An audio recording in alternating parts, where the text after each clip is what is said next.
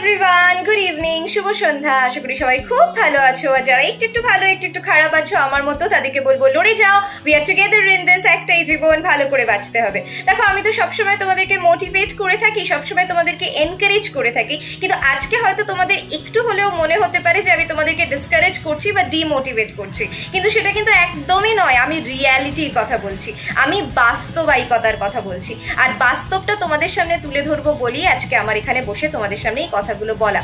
আমাদের শ্রোতা, আমার জনতা, আমার দর্শক যারা রয়েছে তাদের সামনে সত্যিটা তুলে ধরা আমার কাজ, তাই জন্যই আজকে এই কথাগুলো তোমাদের সাথে বলতে আসা। আমরা মানি আর না মানি, জ্ঞানত অজ্ঞানত আমাদের মধ্যে একটা আকাঙ্ক্ষার জন্ম হয়, একটা আকাঙ্ক্ষার সৃষ্টি হয়, এবং সেটা হওয়াটা কোনোভাবেই কিন্তু খারাপ নয়, কোনোভাবেই অন্যায় নয়, সেটা আমি একেবারেই বলছি না। আকাঙ্ক্ষা তো থাকবেই জীবনে, আকাঙ্ক্ষা না থাকলে, এক্সপেকটেশনস না থাকলে কি করে হবে জীবনটা, তাই না? তাই জন্য সেটা কিন্তু আমি খারাপ বলছি না, কিন্তু সেটা যখন মাত্রাতিরিক্ত হয়ে যায় তখনই হয়ে যায় গন্ডগোল। জীবনে আকাঙ্ক্ষার জন্ম হওয়াটা খুব ভালো, কিন্তু সেটা মাত্রাধিক হয়ে গেলে সেটা কিন্তু জীবনের জন্য খারাপ। এক্সপেকটেশনস আর অ্যাচিভমেন্টস এর মধ্যে যদি গ্যাপ হয়ে যায় তখনই আসে অ্যাংজাইটি, ডিপ্রেশন, টেনশন, এই টাইপের জিনিসগুলো। আমাদেরকে এক্সপেকটেশনস রাখতে হবে, কিন্তু তার সাথে সাথে রিয়ালিটিটাকেও মাথায় রাখতে হবে। ধরো আমরা এমন কিছু এক্সপেক্ট করে নিলাম যেটা আমাদের পক্ষে এই মুহূর্তে পাওয়া সম্ভব না, যেটা অনেক ইউটিউবার্স বন্ধুরা ভাবে যে আমি আজকে চ্যানেল খুললাম, আমার এই 2-3 মাসের মধ্যেই সাংঘাতিক একটা ভালো পপুলারিটি হয়ে যাবে, আমি সাংঘাতিকভাবে ফেমাস হয়ে যাব, আমি প্রচুর ভিউজ পাবো, প্রচুর সাবস্ক্রাইবার্স হয়ে যাবে। না, সেটা কিন্তু হয় না। এটাকে মাত্রাধিক আকাঙ্ক্ষা বলে, এবং এই মাত্রাধিক আকাঙ্ক্ষা কিন্তু আমাদেরকে ক্ষতির দিকে নিয়ে যায়। কারণ আমরা যখন এই জিনিসটা পাই না, যখন এই জিনিসটা হয় না, তখন আমরা ডিমোটিভেটেড হয়ে যেতে থাকি, আমরা ডিপ্রেশনে চলে যেতে থাকি, আমরা টেনশনে ভুগতে শুরু করে দিই। সাকসেসের কোনো শর্টকাট প্রসেস হয় না, সাকসেসের জন্য খাটতে হয়। ঠিক সেরকম ভাবে যারা স্টুডেন্টসরা আমাকে দেখছো তাদেরকেও বলবো, জীবনে আকাঙ্ক্ষা থাকুক, এক্সপেকটেশনস থাকুক, তোমাদের পড়াশোনার ক্ষেত্রে তোমরা এক্সপেকটেশনস রাখো, কিন্তু সেই এক্সপেকটেশনসটা যখন যেন নিজের কন্ট্রোলের মধ্যে থাকে, সেটা যেন তোমাকে কন্ট্রোল না করে ফেলে।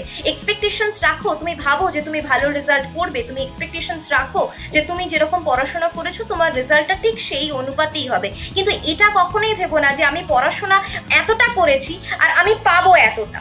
না, সেটা কখনো হয় না। সেই এক্সপেকটেশনসটা রাখাটা কিন্তু ভুল, কারণ তুমি যখনই এই এক্সপেকটেশনসটা রাখছো আর পাচ্ছ এইটুকু, তখনই কিন্তু তোমার ওই এক্সপেকটেশনস আর অ্যাচিভমেন্টস এর মধ্যে গ্যাপ হয়ে যাচ্ছে, আর যখনই গ্যাপ হয়ে যাচ্ছে তখনই তোমার জীবনে ডিপ্রেশন আসছে, অ্যাংজাইটি আসছে।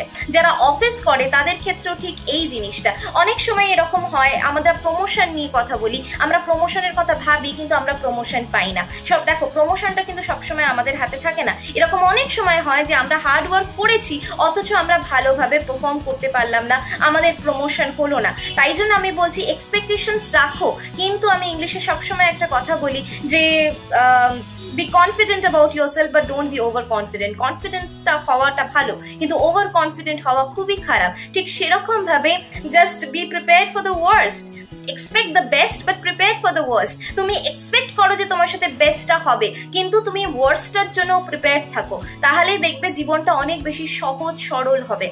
ঠিক আছে, এক্সপেকটেশনস রাখো ডেফিনেটলি, কিন্তু এক্সপেকটেশনস ফুলফিল না হলে ভেঙে পড়ো না।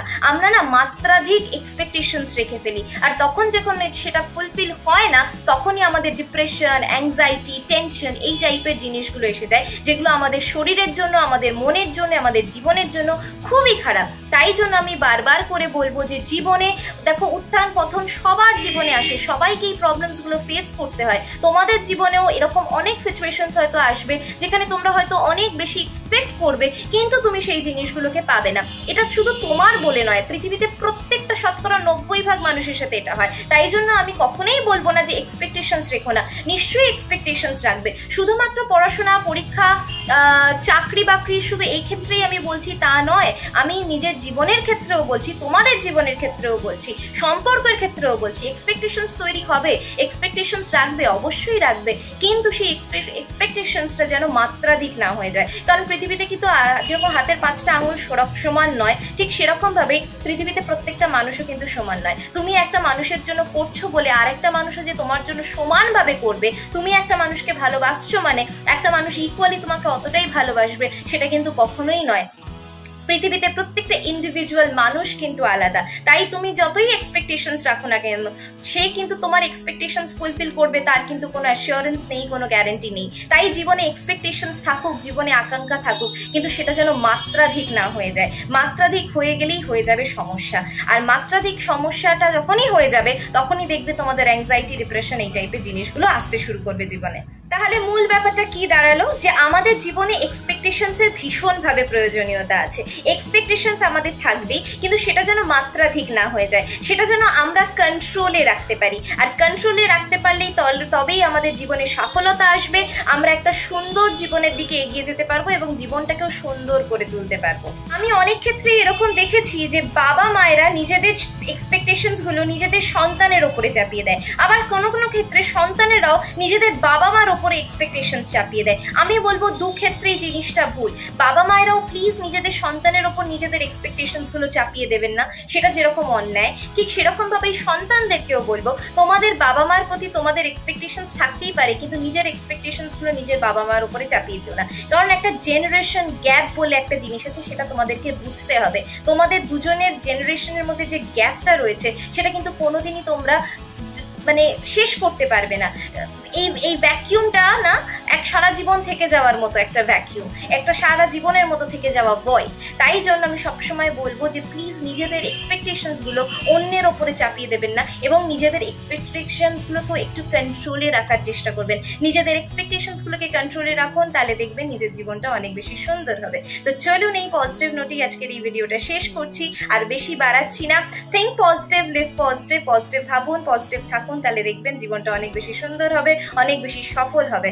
এখন অবধি যারা আমার ভিডিওটা দেখছেন অসংখ্য ধন্যবাদ। চলে যাওয়ার আগে প্লিজ একটা লাইক করে দেবেন, শেয়ার করে দেবেন, কমেন্ট করে অতি অবশ্যই নিজেদের মতামত জানাবেন এবং সাবস্ক্রাইব করে নোটিফিকেশন বেলটা অন করে দেবেন, যাতে আগামীতে ভিডিও দিলে আপনাদের কাছে আমার নোটিফিকেশন চলে যায়। এবং অবশ্যই তখনই সাবস্ক্রাইব করবেন যদি আমার ভিডিওসগুলো ভালো লাগে, যদি আমার কন্টেন্ট ভালো লাগে। তো চলুন আজকে আমি বিদায় নিচ্ছি, আবার দেখা হবে অন্য কোনো সকালে, অন্য কোনো ভোরে, অন্য কোনো আলোয়। ততক্ষণের জন্য সবাই খুব ভালো থাকবেন।